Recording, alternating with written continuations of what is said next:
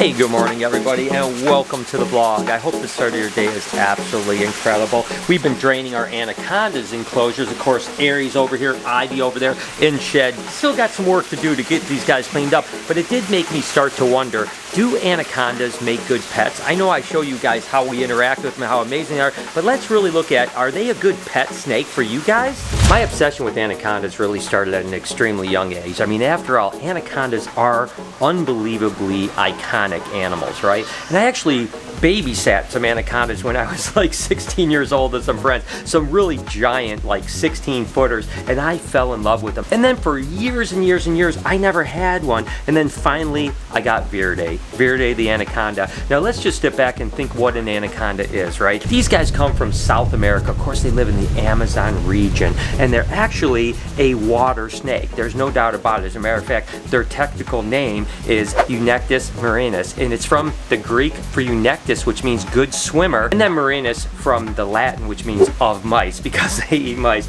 But you know, these guys are really kind of iconic, but also kind of have an allure that isn't always the truth, you know? These guys aren't the largest snake in the world when it comes to size. Reticulated pythons get much, much longer. Typically, an anaconda can only get about 16, 17 foot, a big female. Now, with that being said, definitely the heaviest bodied snake in the world, with a female getting over 200 pounds and sometimes up to 300 pounds. These guys are amazing. Now, the deal why they got kind of a really bad rap is that the animals from the wild, and even F1, which means the first generation in captivity, oftentimes are unbelievably aggressive. And you don't want a huge aggressive anaconda as a pet, there's no doubt about it. But much like dogs and cats, these guys do get a little domesticated, right? So basically, Verde is an F4 generation, means 4 generations in captivity. And of course, we're breeding behavior. So you're gonna breed the tamest animals to the tamest animals to the tamest animals, and every generation they get more and more tame. And that's what Verde is, as well as Ivy and Aries. But with all that said, I mean, are anacondas a good pet for you? And honestly, it's a little bit of a tricky question, to be totally honest with you. First off, you certainly need a large enclosure with a large water basin, because these guys, again, are water boas, right? They want to be in the water as much as they can. So if you're going to have a large anaconda, you do need a large enclosure. And I'm not going to lie to you, there is a lot of maintenance with these guys. I mean, much more than most snakes. So I'm going to go ahead and finish off the maintenance I need to do today. Get this enclosure cleaned up so that they're looking beautiful.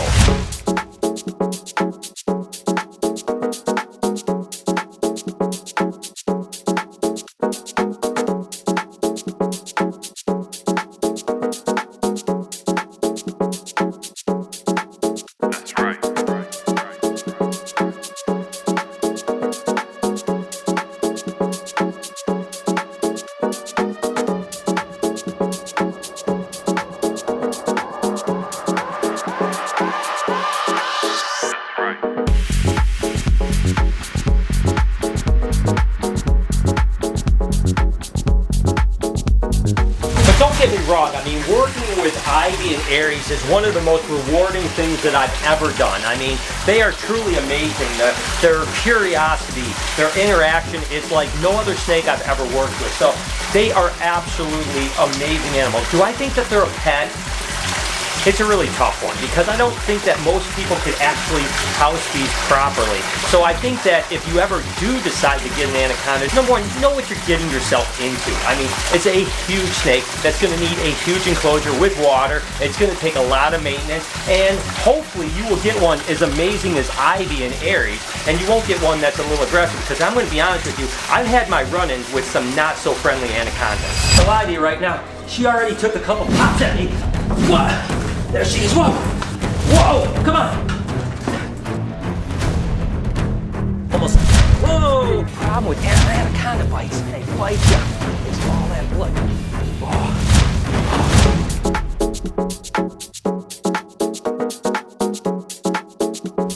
And again, as you can see, I mean, they climb up here, they do a lot of these urates. That's one of the things anacondas do more than probably any snake I've ever worked with. But of course, as they urate here, they pee. Now it's stripped down here, it's in this crevice, it's down on the ground. So I just have to keep on cleaning. That's what keeping anacondas is all about.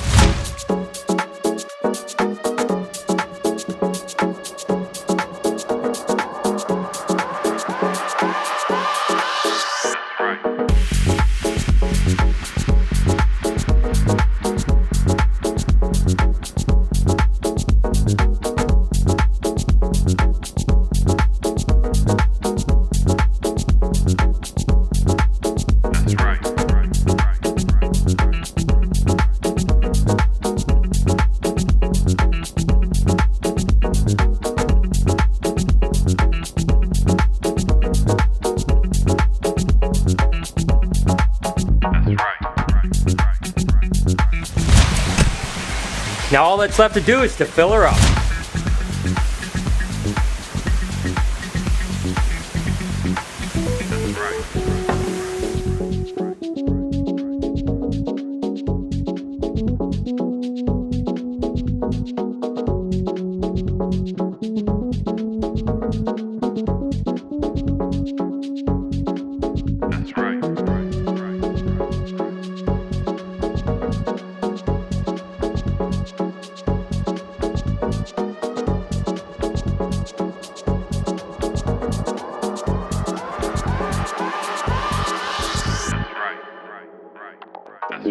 And speaking of anacondas, look at how absolutely cute they are. This is like the anaconda version of holding hands.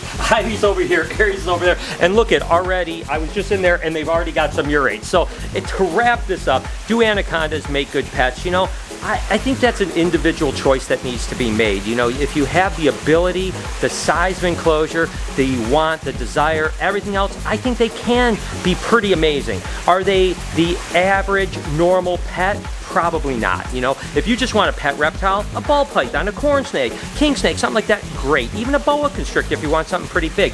But I'm not going to say that anacondas can't be amazing, because I will tell you this, they have been the most incredible experience I've ever had keeping snakes. So it's a tough question to answer, to be totally honest with you.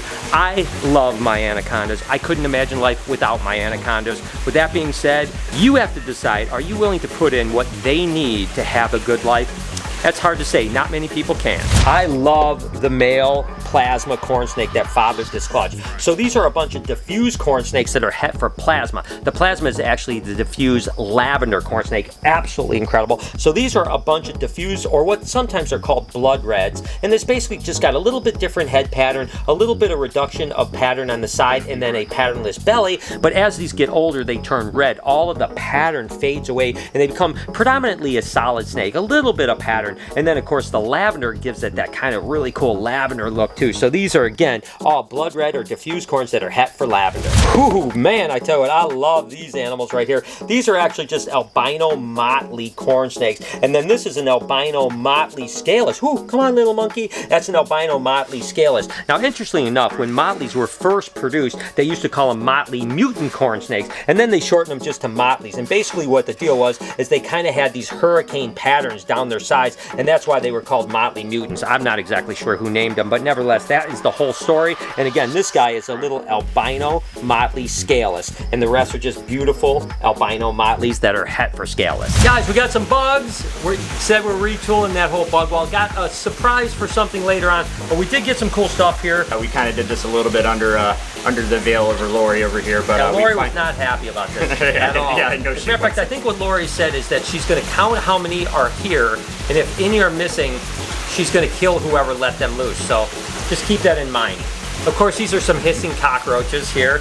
Unbelievable. I actually think they're super cool, man. I like them a lot. Dude, honestly, this was the one that we all knew as kids, right? This is the one you saw on like the National Geographic. It was the one we were like, man, that's a cockroach with a lot of attitude, you know? Oh my God. Like making the craziest noise. But like these guys are actually pretty chill, actually. They're not really hissing at all. Yeah, they haven't been hissing, but these guys are, these are so pretty. Now this was my surprise to you, Brian. Yeah, I know we've already talked about it or whatever, but I was just like, I had to get some really out there standout ones, and man, like I said, so this is a Halloween hisser. I'm not really 100% sure where they're from, but they are incredibly beautiful, very, very aesthetically pleasing animals. And oh man, like honestly, like they're a little smaller than Madagascar histers, but man, most people don't really care about that much difference. Oh my God, these guys are really beautiful. I don't really know much about bugs, so I don't follow it as much, but when I saw these, I was like, holy cow, those things are cool. So we got a M. giganteus, which is the whiptail vinegaroon, the giant vinegaroon. So this one's name is Aaron, he's a male. Aaron, I like it. Oh my God, that thing is dope. And these guys live like for a long time, right? Dude, up to 20 years, and it turns out, actually, they only breed one time. One time. I wonder if Aaron's ever bred before. I don't know. You want to ask him? And again, these are kind of cool things that people can come in and hold. You don't have to worry about getting bitten and stuff like that. So that's going to be a great addition. And then lastly, I'm stoked on this, but this is going to be a work in progress. It's going to take some time. Oh so, man, I'm not gonna lie. I might have jumped the gun and getting a little excited about it. So I was just like, dude, we got to get these, and I didn't realize it takes up to 9 months. 9 months for these guys to actually get to what they are. So what they are is actually a Dynasty's Granti. So it's what we call a Hercules beetle, or a Western Hercules beetle. These are actually the largest beetle known to North America. Right there, booyah. Found it! The next stage will almost be like a mealworm. Yeah, it'll be more of a... And then it'll turn into a beetle. And these are the ones with the big horns on them, right? The males have the horns. Only the males. So the females don't have it, but that was the biggest reason why we got 3, because... Hopefully we'll get a male, yeah. We'll hopefully get a male, and then we at least, if we have another female, we can potentially even try to breed them. Because they don't live a whole long time, but I mean, to have a big beetle with that big horn on it, that's going to be absolutely incredible. So we'll just keep adding stuff to the kind of bug wall now, and we're going to keep on going. And like I said, I do have something coming here in the next, it might take another few weeks or so. I'll give you a surprise what's going to happen there. I'm excited about this one. Oh, dude, me too. Always excited when baby ball pythons hatch out of the eggs, and this was that actual VPI Axanthic clutch that was bred to the double het lavender snow. And so we have a bunch of these beautiful little silver babies here. Look at these guys. Oh my gosh. And again, these are the VPI strain of Axanthic, and I absolutely love them. I always say that they remind me of like a picture of a ball python in black and white, right? It's like a colorless thing. It's just so incredible. So what we have here is, oh, and look at how clean this one is here. Whoo, doggy, that thing is a ripper. Unbelievable. And again, these are Axanthics that are possible het for lavender. And of course, these are all het VPI Axanthics that are also possible double het for lavender snow. So absolutely gorgeous babies. I tell you what, they are unbelievable. The pastel heifer clown that was bred to an albino clown clutch is hatched out, and oh my gosh, remember we killed it on the odds here with clowns. These are actually just some normal double het albino clowns, but we have a bunch of clowns and pastel clowns and stuff like that, and they are so absolutely incredible. I mean, look at this pastel clown here. Of course, this is a pastel clown that's het for albino to boot, so that's pretty cool. And of course, the normal clowns are really variable as well. This one has a really good dorsal striping on it, really cool freckling on the sides, unbelievable. We got another little clown here, we got another little clown here that looks really good. This is actually a really nice reduced clown, doesn't have hardly any patterning on the sides, be similar to what they would call a blade clown. Then of course we have another little pastel clown right here that looks really good. I mean, this clown clutch was beautiful. All clowns, it's one of the most popular recessive mutations right now in all of the ball python world, so we really crushed the odds with clowns and pastel clowns in here. And again, they're all het for albino, so